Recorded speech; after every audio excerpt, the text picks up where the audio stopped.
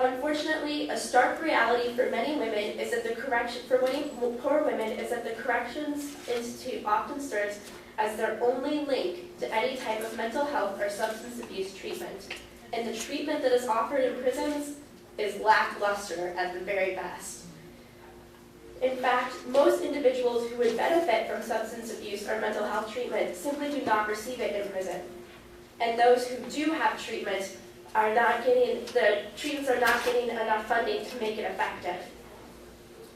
Most inmates do not receive the treatment that they need in prison while they're in prison or on parole or probation, causing them to reoffend. In fact, 9 out of 10 parole revocations for women are for nonviolent reasons like missing a parole meeting or testing positive for a substance. Poor women often end up in prisons due to substance abuse problems or unaddressed mental health concerns.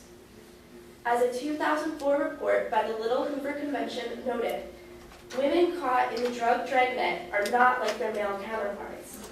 They are mostly nonviolent. The majority have been victims of crimes themselves. They have more mental health issues and more severe drug addictions, and they are more likely to be the caretaker of a young child. For example, in California, a state with an extremely large prison population, 2/3 of female offenders were in prison for drugs or property crimes, which many property crimes were likely in relation to acquiring funds for drugs. Moreover, 60% of female inmates have been physically or sexually assaulted previous to being in prison. And again, this number is only those that reported it, whereas the number is most likely much larger than the 60%. In addition, 80% have noted substance abuse problems. So again, the corrections in the United States is basically the only type of treatment that a lot of poor women are receiving. When incarcerated, women are often housed in women's facilities. The problem with this is that there's often very few women's facilities in each state, maybe one or just a few. This means that women are often kept a large distance away from their family, causing many women never to see their families while they are incarcerated or to have extremely limited visitation. This, again, for women with mental health concerns, this only exacerbates the problems, as well as possibly creating mental health concerns for their children who do not see them while they are incarcerated. Additionally, after being in an emotionally trying place like prison, mental health concerns can become much worse. Women lose government funding for housing, education, welfare, and often have an extremely difficult time becoming employed.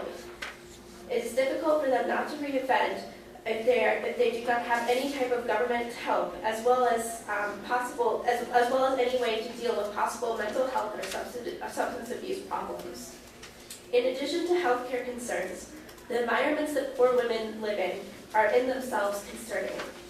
Poor women are more likely to live in areas that have high violence and victimization rates, poor air quality, less space, and higher rates of unemployment, and this is just naming a few bare bones things. They are also victims of social stigmatization and often blamed for the problems that we as a society have placed on them. Due to these factors, it is no surprise that levels of depression and anxiety are higher among the poor.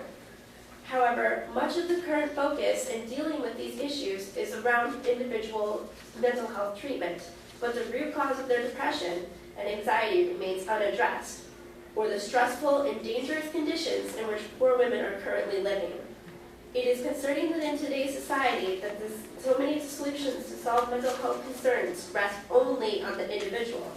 There are larger social issues that need to be addressed that are causing mental health concerns for women, and especially the subcategory of women. Another example is currently occurring in the Native American community. Suicides and depression levels are extremely high on some reservations, leading some people to label this as a mental health crisis. However, the crisis is largely occurring on reservations that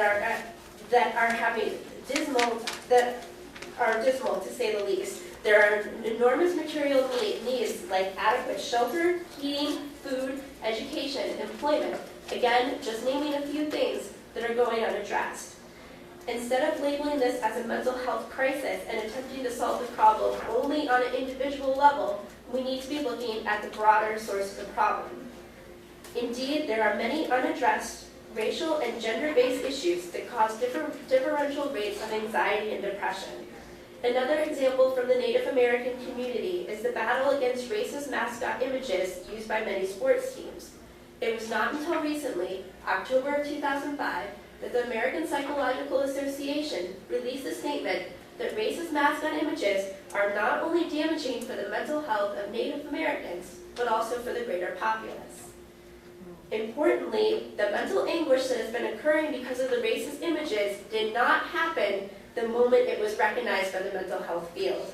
Somehow, the concerns that have been spoken for years by Native Americans were finally legitimized. But I ask you, how many other problematic representations of class, race, sex, gender, sexual orientation, for example, are going on in society that are causing psychological damage but have not been identified yet? There is also a wide array of evidence that the media depictions of women have led to increasing rates of eating disorders as well as dangerous body modification behavior. Clearly, racial bias also exists in the mental health system. Women of color are more likely to be given a mental illness label when they get treatment and express the exact same treatment or symptoms. Just like poor women, they are also more likely to receive a pill other than therapy for treatment. Clinicians can often be culturally insensitive, as different cultures have different norms for expressing emotions like grief and or fear. There is a great need for cultural competence in mental health care. A recent report by the Surgeon General entitled Mental Health, Race, and Ethnicity identified the following disparities for minorities in mental health. 1, minorities have less access and availability of mental health services. 2, minorities are less likely to receive needed mental health services.